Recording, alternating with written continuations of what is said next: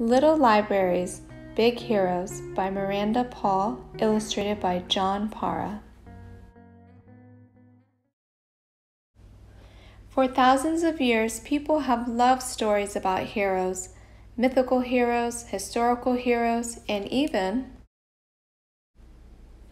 ordinary heroes, like this guy, Todd.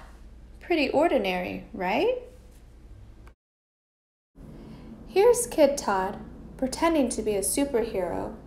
In school, he didn't feel heroic, even though his mother had been a teacher who loved books. Reading was difficult for him.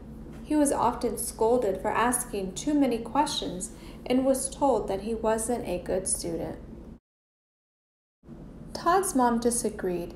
She told him he was gifted and had something big to offer the world. "You could do anything," she said. He hoped she was right. Todd studied hard, graduated from school, and got a job. At work, Todd discovered that he liked helping others, but then his mother died, and he became the one who needed help to get through sad times.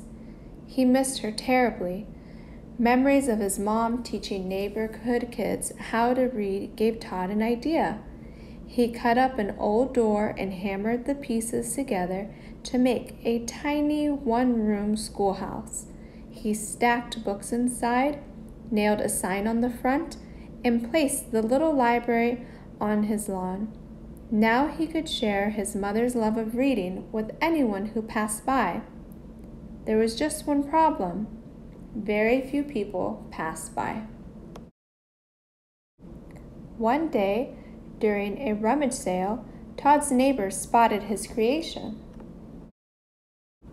Todd told them about his mom. People loved his story. It reminded them of ordinary heroes they knew. Soon, neighbors who had never met before were gathered around, chatting like old friends. They grabbed books. They gave books. The little library became the center of their neighborhood. Todd felt his nifty box of books had potential. He called up his friend Rick, who was always chock full of grand ideas. Rick thought they could build thousands of little boxes, like Andrew Carnegie, who once built 2,510 libraries. They could take trips, like Ludy Stearns, who brought traveling libraries all over Wisconsin. "Wait a minute," Todd said. Andrew Carnegie had been a wealthy businessman.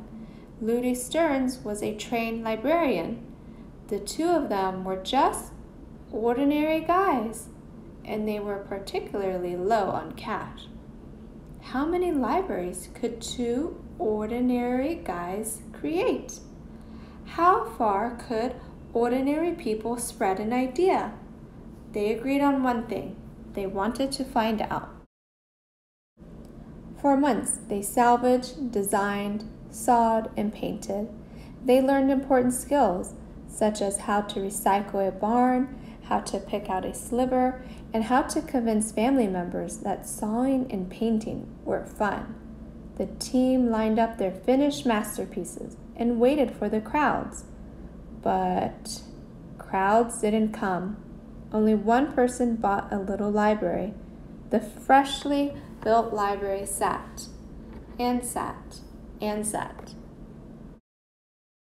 The team's spirits withered as they waited. Books are filled with great ideas, they knew, but those ideas could only spread if people actually read them. So Todd and Rick decided that if people wouldn't come get the libraries, they'd bring the libraries to the people.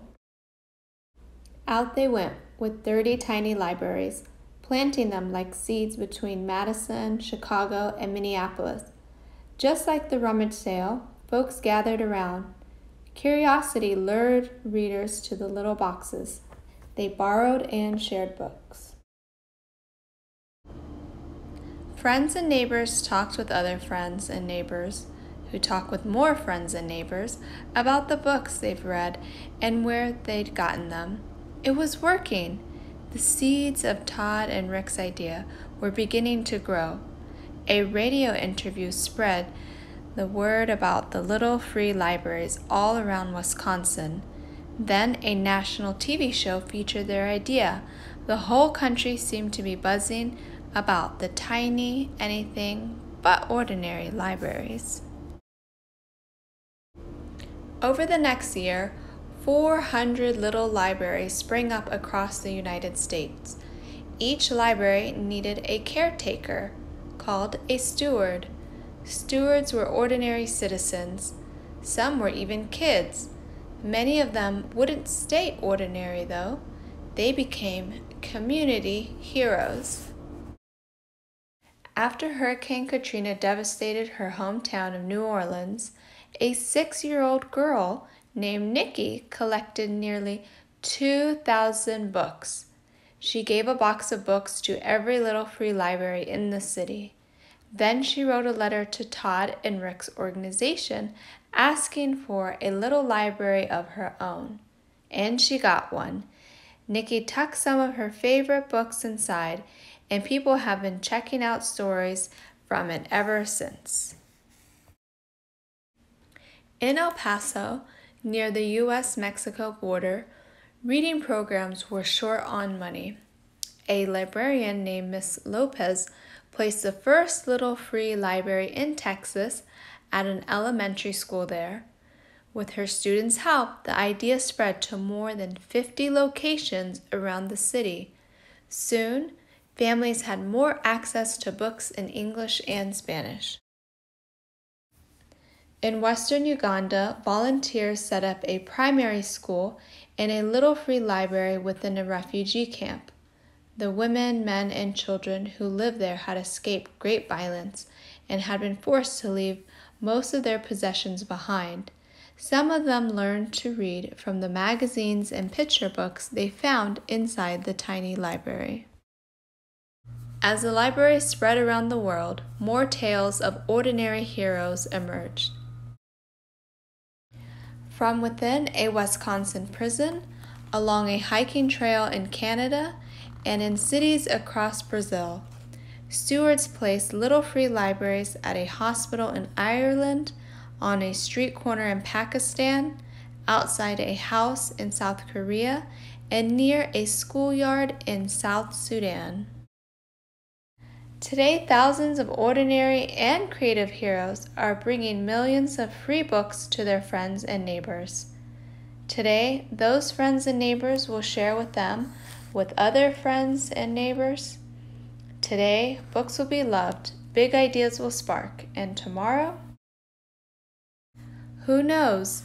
Tomorrow might bring another hero story, written by you, and shared with the whole wide book-loving world.